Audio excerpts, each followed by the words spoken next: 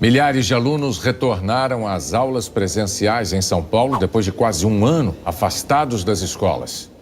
Dessa vez foi mais que um reencontro depois das férias. Eu fiquei de boa, nunca tinha acordado assim tão cedo e de boa. É como se voltasse para a escola pela primeira vez. Mesmo para pais e mães experientes, o retorno também trouxe esses sentimentos de uma primeira vez e cheio de recomendações. Conversamos muito em casa, tem álcool na bolsa dele, tem máscara para trocar naquele período que vai ter um tempo que ele vai ter que trocar. Não ficar como que seria antes, que podia abraçar, pegar na mão do outro. A cautela está ditando o ritmo dessa volta às aulas. Para muitos alunos, esse começo de ano letivo vai ser muito parecido com o que experimentaram no final do ano passado, com parte das aulas acontecendo em casa, pela internet e parte nas salas de aula. Aqui em São Paulo, o governo determinou um limite de 35% dos alunos presentes por dia nas escolas. À medida em que os indicadores de saúde forem melhorando em cada região, esse limite poderá ser esticado. Segundo o governo, das 5.300 escolas estaduais de São Paulo, 803 não reabriram por problemas estruturais ou falta de autorização dos municípios e 7 por terem casos suspeitos de Covid. Não vai retornar porque o prédio não está adequado para receber alunos, estão em reforma, mas a reforma não foi concluída. Tem o prédio desativado e não vai voltar. Segundo o sindicato da categoria, 15% dos professores aderiram à greve contra as aulas presenciais. O sindicato informa que o movimento é pela vacinação já e pela proteção sanitária em meio à pandemia. O governo de São Paulo diz que o movimento não afetou a reabertura. Nenhum outro lugar do mundo está condicionando ainda mais uma vacinação completa para o retorno. Obviamente, os professores já estão no Plano Nacional de Imunização como uma das prioridades e à medida que o país tiver mais vacinas, que São Paulo tiver mais vacinas, obviamente também é uma prioridade para a gente, mas nós temos que preservar as vidas e o cronograma do que tem sido feito e voltar com segurança. Aqui, os alunos mais novos foram recebidos pelos mais velhos. Os professores estavam preparando atividades e torcendo para que a vacina chegue logo. Nós estamos ansiosos para esse dia. Vai ser uma grande festa dessa vacina, né? Se depender das recomendações da mãe, da Ana Júlia e da alegria da Anne, esse ano, para os estudantes, tem tudo para ser melhor que o que passou. Sempre estar com máscara, não ficar tocando ninguém, álcool em gel, tudo que as pessoas falam. Foi muito bom voltar, né? O ano passado foi um ano bem difícil para nós, então é muito bom estar de volta. A animação, a convivência, né, com as pessoas de novo, por muito tempo ficar dentro de casa. A pandemia aprofundou ainda mais a desigualdade entre os brasileiros em relação à educação. Isso fica bem claro nessa reportagem da Renata Ribeiro. É da natureza dessa doença se espalhar, contaminar a cidade, o estado, o país. Não é de 2020. Já faz bem mais tempo que esse vírus é endêmico no Brasil. Esse da desigualdade. O sintoma dessa doença social é a paralisia. Mais ricos de um lado, mais pobres do outro. E é incrível a enorme capacidade de transmissão entre gerações. Vai prejudicar as oportunidades futuras das gerações que vão chegar no mercado de trabalho daqui a alguns anos, tá? Então, não é só a desigualdade desse momento que está crescendo em função da pandemia, mas ela também está afetando a distribuição de oportunidades da geração seguinte. O diagnóstico pode estar nas crianças. Elas e os adolescentes sentiram o impacto de forma desigual. Você lembra qual foi sua última nota de português? 10. E matemática? 10. Tá preparado então para o 6º ano? Sim. Você sente que você está pronto, que você não perdeu muita coisa? Não perdi matéria nem nada. No ano passado, a escola do Breno fechou, mas ele teve espaço para aprender. Antes mesmo da pandemia, eu já tinha uma escrivaninha toda preparada. Então, aí é só instalar o meu computador lá e eu consegui estudar. No universo das particulares, professores foram protagonistas. Qual é a fórmula matemática que representa a lei de formação dessa função?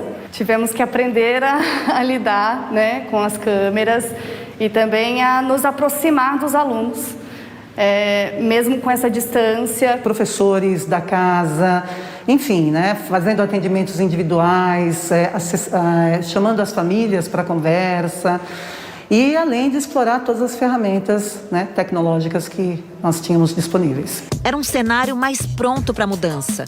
Um auditório todo preparado para a transmissão de conhecimento ao vivo. Todo o esforço dos professores e o investimento dessas escolas se justificaram, porque tinha plateia para as aulas. Alunos com acesso à internet e um computador, tablet ou pelo menos um celular disponível em casa. Recursos que tornaram possível a adaptação ao ensino remoto. O resultado é que na rede particular, o número de horas dedicadas aos estudos foi bem maior do que na rede pública. Nas escolas estaduais e municipais, o grande desafio nos meses de escolas fechadas era como transmitir conteúdo para alunos que às vezes não tinham nem espaço adequado para assistir às aulas de casa. Para muitos foi um ano perdido. Nas comunidades da periferia de São Paulo, mal pega a internet. Para as crianças que vivem lá, o ano letivo passou longe. O Pedro não aprendeu quase nada. Ele não tinha como assistir às aulas fora da escola. Quando eu estava em casa, eu acompanhava pelo meu celular. Depois que eu comecei a trabalhar, eu tive que levar o celular. Se eu pudesse, ele faria o terceiro ano novamente. Porque foi um ano que ele perdeu, ele não conseguiu estudar, não conseguiu fazer nada. E passando ele para a quarta série, ele vai ter dificuldade. Muita dificuldade. A partir de dados do IBGE, a Fundação Getúlio Vargas avaliou o tempo dedicado aos estudos no primeiro ano de pandemia. E as conclusões não são boas. De 10 a 17 anos, os alunos estudaram pelo menos 2 horas por dia em média. Acima de 18 anos, não chegou a 1 hora.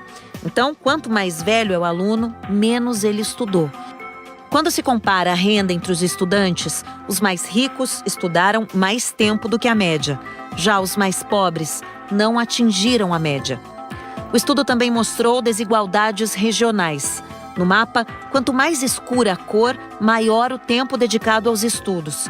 Isso mostra que os alunos da região norte foram os mais excluídos, enquanto os da região sudeste, Goiás, Distrito Federal, Piauí e Ceará tiveram mais tempo dedicado à escola. Os alunos das escolas privadas estão estudando 3 horas e 6, que não é o que deveriam, mas estão estudando mais de 1 hora a mais do que os alunos pobres, o que é bastante. É uma consequência bastante preocupante, porque com todos os pesares sociais, as mazelas que o Brasil já tinha e que vinha piorando no período de crise, pré-pandemia, uma coisa melhorava, como um vento que soprava a favor, que era a redução da desigualdade de educação. Os pobres conseguiam fechar o gap educacional ao longo do tempo. Com a pandemia, isso foi revertido, quer dizer, o vento que soprava a favor começa a soprar contra, e o problema da educação é que ela deixa marcas. A vendedora ambulante só descobriu a importância da escola quando já era mãe. Foram muitas noites longe da filha, nas aulas do supletivo para concluir o ensino médio. Como eu tenho uma filha, eu sou sozinha, eu falei assim, eu vou terminar os meus estudos e vou oferecer algo melhor para minha filha. Ela está sem escola, né? Está sem escola. No Brasil, a educação pública, e particularmente a educação pública pré-universitária, é a grande maneira que as pessoas têm, as pessoas mais pobres, menos favorecidas têm, de conseguir uma melhor oportunidade na vida. Conseguir um emprego melhor, conseguir ter uma renda melhor do que a dos seus pais, realizar seus sonhos, assim por diante. Um ano parado, sem escolas, é um dano muito maior que se pensa. Os especialistas concordam. Educação é a vacina para a desigualdade. É um instrumento maravilhoso, porque ele permite que as pessoas saiam do seu cantinho confinado, do seu bairro, da sua família, da sua classe social, e conheçam o vasto mundo que está diante delas.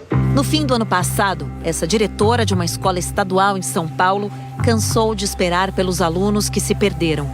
Atrás deles, de casa em casa, aprendeu. Você tem crianças, tem famílias morando em residências muito precárias. Nós tivemos casos de crianças que perderam a moradia, que não tinham conta de luz paga, portanto ficaram sem nenhum acesso. Mas a história não acabou. Nós estabelecemos um plano com esses voluntários. Eu tive dentista, veterinário, arquiteto, advogado, gente de coração muito bom, que achou que podia dividir esse pouquinho, mesmo não tendo crianças matriculadas aqui. Isso foi muito importante. As crianças vinham para a escola nesses momentos, vinham de uniforme. Isso, quando eu os via chegar com o uniforme da escola para assistir 2 horas de aula com um voluntário, isso foi muito, me deixava muito emocionada. Dure o tempo que durar, nós vamos vencer.